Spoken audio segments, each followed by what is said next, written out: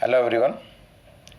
In the previous video, I have discussed about different kinds of flower. Means previous 3 videos was about the flowers and its types. Now coming to the seed here. We have discussed earlier that inside the ovary are present the seeds. And the arrangement of ovule inside the ovary is called as placentation. That also we have discussed. That means over here actually how the seed is found, or otherwise which part of the ovary is responsible for the formation of seed. So these are matured or ripened, you can say matured ovules.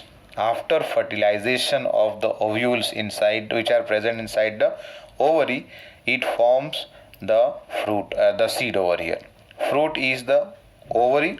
That means the mature or ripened ovary develops into fruit, and inside the ovary are present the ovules which get fertilized, and after fertilization the ovules they develop into the seeds over here. Now the seeds, when you open a seed, you will find two main parts there. One you will find will be the seed coat, outer covering is there, which forms the fibrous part of our food. So here the seed is made up of mainly the seed coat, and inside the seed coat is present the larger size you will see is cotyledon, and in between the cotyledon, which is enclosed inside the seed coat, is present the embryo. So what happens here, the seed is made up of these two parts mainly, the seed coat and the embryo. And later further when we talk about the embryo, this is made up of these three structures, that is the radicle, embryonal axis, and another one is the cotyledon. Now here on the basis of number of cotyledon, we can classify the seeds into two types. Otherwise you can classify the plants into two groups, that is called as monocot and dicot. In short we write as what, monocot, dicot, but it is what, monocotyledon and dicotyledon. Once again what I was talking here, seed is made up of two parts mainly, the seed coat and the embryo enclosed inside. Now this embryo is made up of three main parts, the radicle, the embryonal axis, and cotyledon. Now in case of some plants are there, like for example wheat, maize, etc., only one cotyledon is present.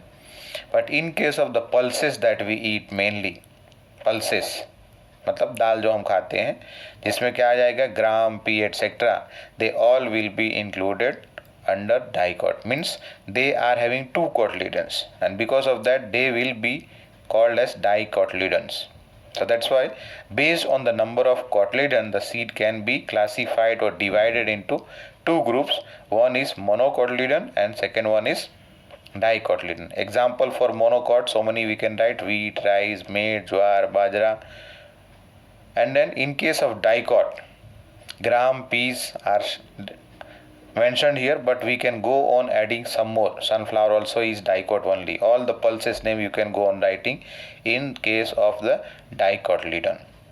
Now we have to discuss further about the structure of monocot and dicot seed. इन दोनों का structure हमको समझना है. पहला है structure of dicot seed. Now in case of gram, हम चने की दाल भी खाते हैं. So what happens, you will find that whole grain also we eat, no? We soak it in water, and after soaking, let us say overnight, the size of the seed becomes bigger inside, bigger. Why? Because it absorbs the water. As a result of that, what happens here, it swells up, and so it becomes little bit, you can say, loose, and after some more processing it becomes a food for us. Now when you open or when you remove the seed coat, inside that you will find two cotyledons. First of all ऊपर का जो छिलका हटा दे रहे हैं. छिलका मतलब the seed coat.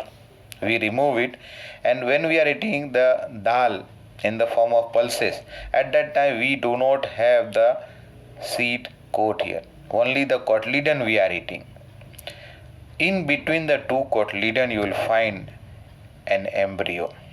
You will find an embryo. Now let us say first of all see the seed coat. See, seed coat is the combined structure actually. It is a combined structure which is made up of two layers. The outer layer is called as testa and the inner layer is called as tegmen. Once again what I said, seed coat is the outermost covering of the seed, and then this seed coat is made up of two layers. One is the testa, another one is tegmen. Testa is the outer layer and tegmen is the inner layer. Both of these are attached very closely, you can say very tightly, and because of that you will not be able to see very easily these two layers when you try to see that. Now in case of both here, in case of dicot we are talking at present, a presence of hilum is there. Hilum is present and this is actually the scar. मतलब यहाँ एक छोटा सा निशान छूट गया है. Scar मतलब क्या हो गया, निशान छूट गया, जहाँ पर क्या था, hilum was attached to the placenta. मतलब फ्रूट के अंदर, इफ यू रिमेंबर प्लेजेंटेशन के बारे में बात किया है अर्लियर वीडियो में. सो प्लेजेंटा से सीड कैसे कनेक्टेड है, छोटा सा एक स्टॉक होगा, and that stalk is actually called as funicle. Funicle. It is not mentioned over here. Funicle, that means hilum से फ्यूनिकल कनेक्टेड है और दूसरा एंड फ्यूनिकल का जो है वो प्लेजेंटा से कनेक्टेड रहता है. Here what we are talking, the hilum is the scar on the seed coat where the developing seed was attached to the fruit, where it was attached to the placenta, what I said. And just below that, below the hilum, you will find a very small point like pore structure. Means it is actually pore, but if you see, it will not be looking like it is a pore, but very small opening is present there. And this small opening is called as micropyle. This small opening is called as micropyle. So what happens when we soak the seed in water? What I said earlier, रात भर हम रख देते हैं सोक करके. तो when the seeds are soaked in water, at that time the water enters through this micropyle. Water enters through this micropyle, and then slowly the seed coat becomes swollen, little bit loose, and as a result of that, further the water is absorbed into the cotyledon and cotyledon becomes enlarged.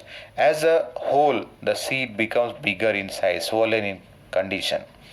And if it is left for 2-3 days, let us say a wet cloth inside that, when the seeds, these soaked seeds are tied and kept together, as somewhere, what happens? Germination starts. The radicle starts protruding outside. What you must have seen, white part that comes out is actually the radicle, which is going to form the root. Once again, one is the hilum here, another one what I said is micropyle, through which water enters into the seed. Now about micropyle you will learn later it when we discuss in class 12th about the sexual reproduction in flowering plant. At that time you will study about micropyle, how or what is the other role played by this. This is the part actually through which the the male gamete, the pollen grain has two male nucleus. It enters into the embryo sac through this opening, that is called as micropyle. Now coming to the embryo.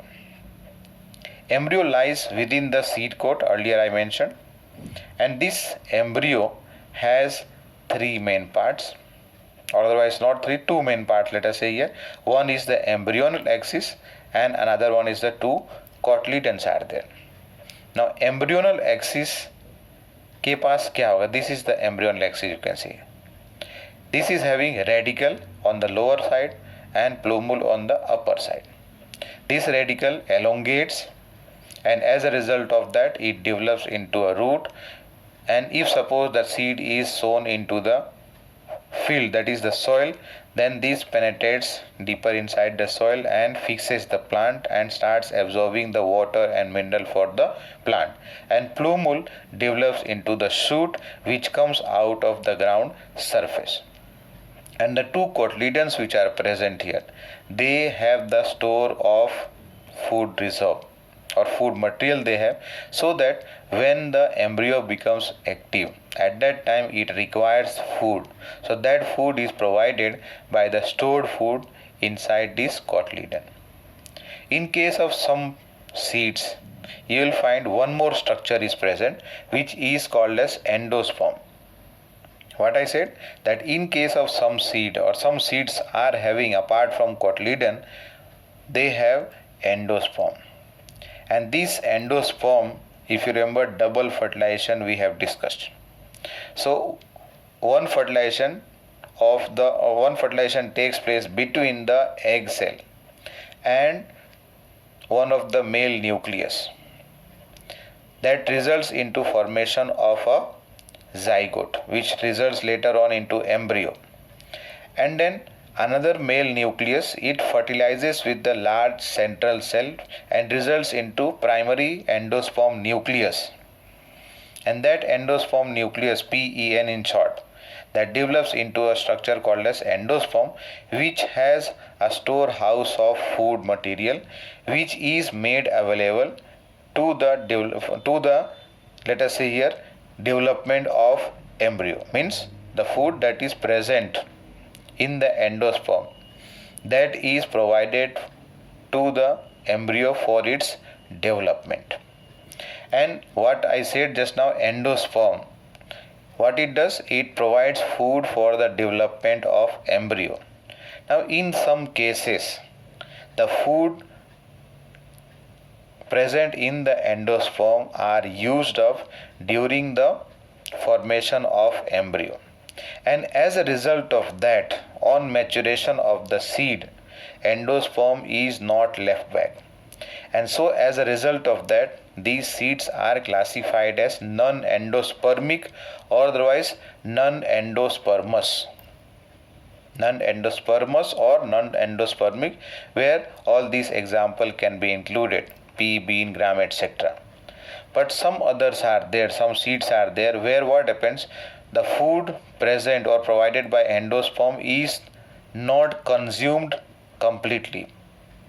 Some part of that is left back, and due to that the seeds are classified as endospermous. They are called as endospermous. And example for this endospermous or endospermic seed is what? The maize and castor seed. Maize is a monocot and castor seed is a dicot seed.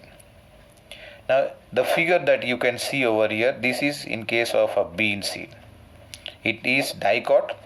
What I said, concave side here, left side here is convex side, and on the right side you can see little bit concave side. Over there you will find a small part which is called as hilum, where what I said, funicle is attached, and then the other end of funicle is attached to the placenta, and just below that micropyle, small point like you will find, that is called as micropyle, and the seed is covered by the seed coat. Now in between the two cotyledon you will find an embryo. The point of attachment is there. The embryo is attached to both the cotyledon. So that is over here, point of attachment of cotyledon. The lower side, the longer part you can see is the radicle, which has to develop into a root. If you remember taproot system earlier you have learnt. And then the upper part here, small leaf like structure you can see. This is the plumule, which grows outside the ground surface and forms the shoot of the plant. And then two more parts are there, what you can see are epicotyl and hypocotyl. Epicotyl and hypocotyl, these are actually part, let us say here epicotyl first of all, in between the plumule and point of attachment of cotyledon. Embryo where it is attached to the cotyledon. In between this, once again plumule और किसके बीच में है, point of attachment के बीच में क्या आ रहा है, epicotyl, और हाइपोकोटिल जो है रेडिकल और पॉइंट ऑफ अटैचमेंट के बीच में है. So that was about the dicot seed. Now coming to the next one is the structure of a monocot seed. Structure of a monocot seed. And the example that we will take is the maize seed. Maize. Now in this case what happens? It is earlier, as I have discussed here, it is a endospermic seed. Means endosperm is present here. Endosperm is present here, means it is not completely consumed during the development of the embryo. So generally over here the monocot seeds are endospermous due to presence of endosperm, and because endosperm is present it makes it bulky, which has the storehouse of, or otherwise which have stored food here.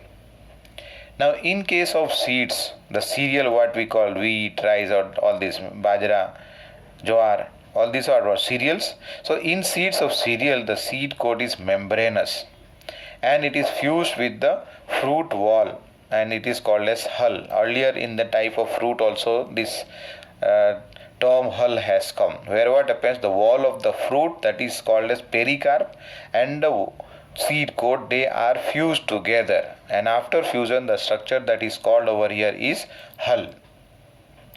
Now under the hull over here, if you see very closely, then what happens, a layer you can see over here, cellular structure like one layer is found over here. So this is called as aileron layer. This is aileron layer which is having protein in there. Means what, this layer is made up of protein here.